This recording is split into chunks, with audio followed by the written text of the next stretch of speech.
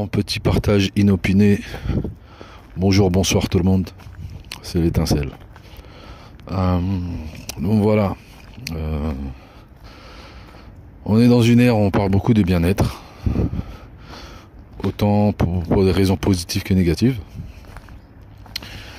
Donc forcément moi aussi j'en parle aussi, parce que d'une part je suis concerné, et en même temps c'est un sujet qui me passionne. Donc voilà, quand on emprunte le chemin vers le bien-être, on va dire, voilà, c'est plein de bonnes intentions, il y a plein de belles choses, plein de belles promesses, mais voilà, là vraiment j'encourage les gens à rester très réalistes sur le sujet, en tout cas. Très réaliste pour solidifier son mental dans cette voie-là. La voie du bien-être, c'est des choix déterminants. Ça peut être des grands virages dans sa vie, des décisions importantes à prendre en fonction de la vie qu'on mène actuellement, la situation familiale, la situation financière, plein de choses qui fait qu'on peut même se sentir pris en otage par toutes ces choses qui vont faire que on va vite justifier le fait qu'on peut rien faire d'autre. Tout ça c'est des foutaises. Donc voilà, il faut y aller. Il faut y aller. Le chemin du bien-être, c'est pas quelque chose de facile. Mais faut pas voir dans la difficulté le diable. Faut pas voir le diable dans la difficulté.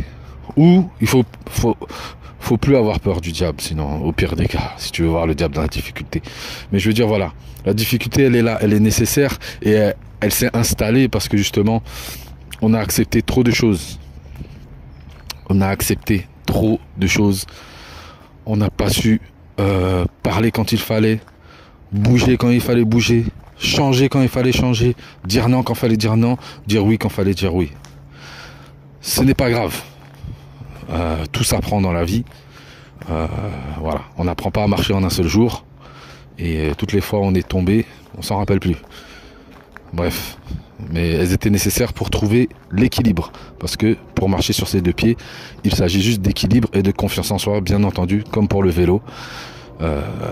Qu'on sait pas faire du vélo, c'est pas parce qu'on est nul, incompétent, c'est juste que c'est un manque de confiance en soi, un manque de confiance en son propre équilibre, parce que le vélo c'est que de l'équilibre et de la mécanique.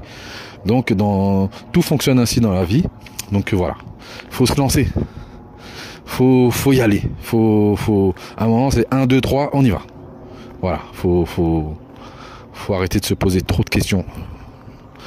Il est bien de se poser des questions, il est bien de pas faire des choses sans réfléchir, mais ça peut être pire quand on réfléchit trop, quand on réfléchit énormément, quand on veut vraiment analyser tous les détails. Mais c'est ça qui fait qu'on bouge pas, c'est ça qui fait qu'on prend pas de décision, et c'est ça qui fait qu'on ne passe plus à l'acte. C'est notre vie, on en fait ce qu'on en veut. Ça va pas être évident, on accepte. En fait, il faut accepter beaucoup de choses qu'on aurait dû accepter avant, à la place de choses qu'on a acceptées qu'on n'aurait jamais dû accepter. Donc faut faire un transfert des acceptations, hein. On remplace une mauvaise chose qu'on a acceptée par une meilleure chose à accepter. Voilà, faut faire ce ménage là, c'est important, c'est ça le bien-être aussi. Le bien-être c'est un combat. Le bien-être c'est, voilà, faut se muscler l'esprit. Voilà, quand on reprend le sport, on doit se motiver. Sinon on n'aura pas de résultat. Il y aura des difficultés, il y aura de l'effort à fournir. En fait, le bien-être, il faut fournir un effort pour être dans le bien-être. Une fois que l'effort, on prend goût à l'effort, l'effort n'est plus un effort.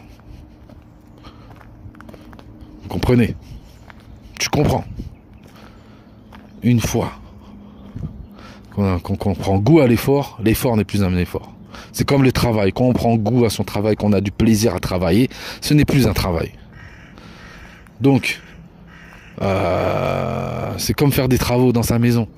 Ça peut être pénible pendant une période. Mais quand les travaux sont finis, il y a une satisfaction. Je vais même pas chercher à vous donner des mots pour la décrire. Voilà. Pour les mamans, hein, le travail que vous avez fourni le jour de l'accouchement, en salle d'accouchement, hein, avec ces douleurs que on vous envie pas.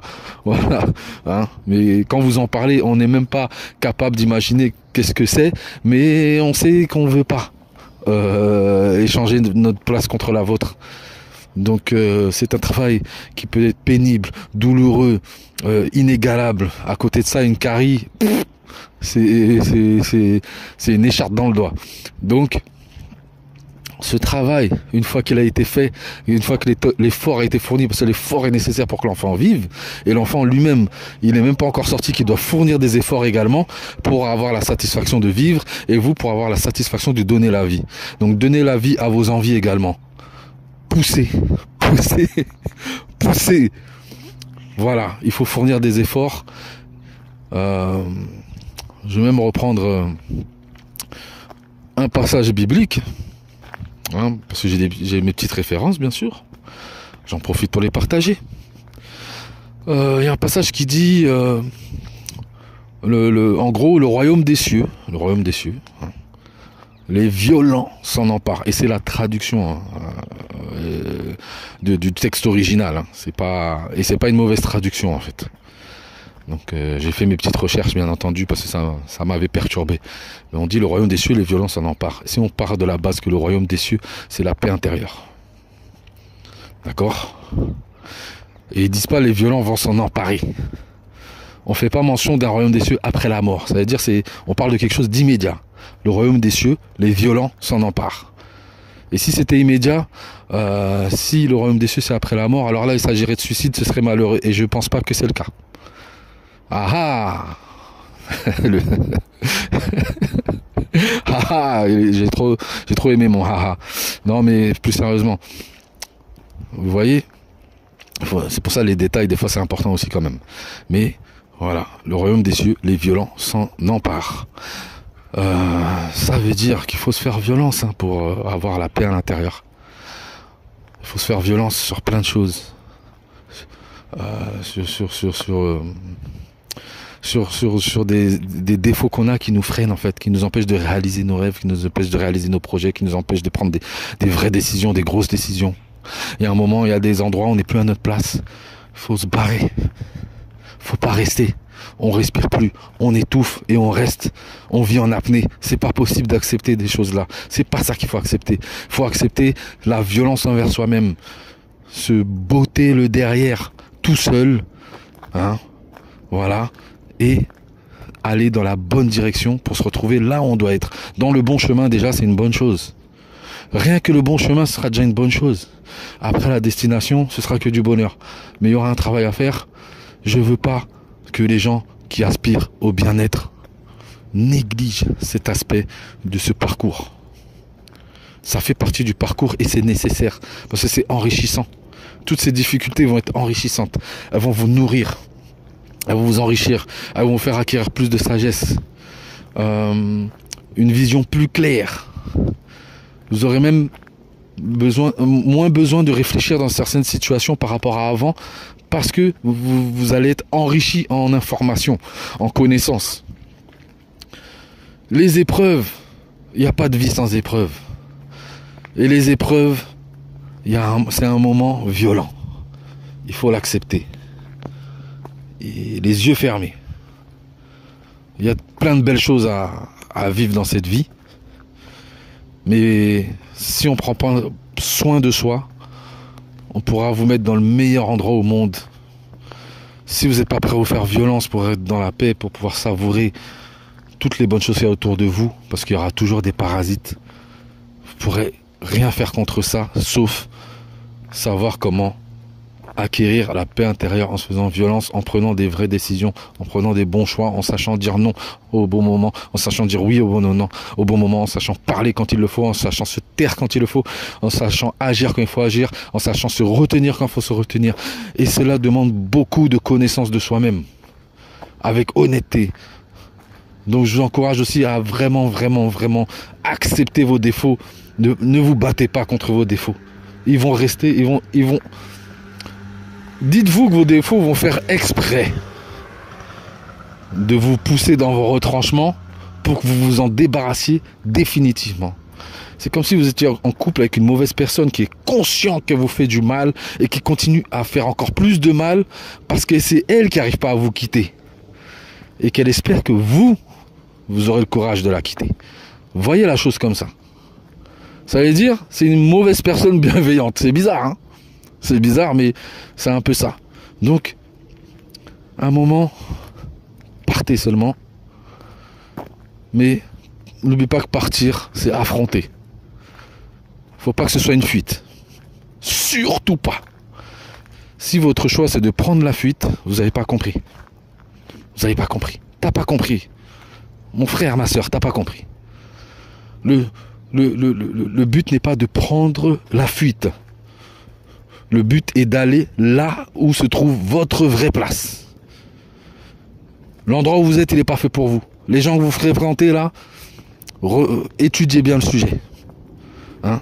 Le but, c'est pas de snober tout le monde et parce qu'on se considère parfait, non. C'est de bien voir qui vous tire vers le haut, qui vous tire vers le bas.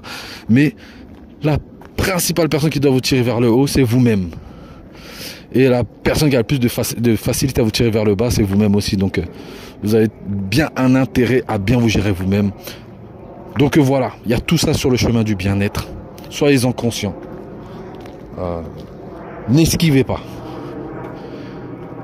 Dites-vous que le bien-être est bel et bien réel. Et même si vous le savez déjà, je vous le rappelle quand même. Ne vous en privez pas. Et acceptez les conditions. Acceptez les conditions. Acceptez les conditions. Acceptez-les. Faites-vous violence. Ayez un rapport plus intelligent avec la violence. Hein? Ne soyez plus effrayés par la violence. Ne soyez plus à cette violence utile, je parle. Hein? Je ne vous demande pas de sortir dans la rue et d'aller cogner tout le monde. Non, non, non, non. C'est dans la tête. C'est dans le cœur. Et voilà. Les difficultés, c'est pas le diable. Et même si c'est le diable, c'est un diable. C'est un diable bienveillant qui fait exprès de vous pousser dans vos retranchements pour que vous vous surpassiez. Ok? Donc voilà. Quand la difficulté se présente à vous, soyez reconnaissant, soyez heureux, soyez intelligent. Oui, cette difficulté se présente à moi parce que j'ai la possibilité de me surpasser à ce moment-là. Et voilà, c'est comme dans le sport, c'est comme dans tout. Les efforts sont nécessaires, prenez goût aux efforts, ça vous fera du bien. Voilà, je vous dis ça, je me parle à moi-même parce que c'est des choses qui sont valables tous les jours. C'est des choses qui sont valables tous les jours. Il y a des choses que j'ai traversées et il y a des choses que je traverserai encore. Et c'est pour ça que je me permets de partager ça avec vous. C'est pas des trucs que j'invente, c'est aussi par rapport à du vécu. Donc, mon cas n'est pas une généralité. Adaptez ça à votre vécu. Prenez ce qui est bon pour vous, jetez le reste. Voilà, personne n'a la science infuse. Mais j'espère en tout cas que ce message vous aura fait du bien, vous aura motivé. Et que si la motivation baisse, réécoutez ce message autant de fois qu'il faut, quand vous en avez besoin et nécessaire, sans devenir dépendant par contre. Non, non, non, non, non. À un moment, il faut que ça vienne de vous.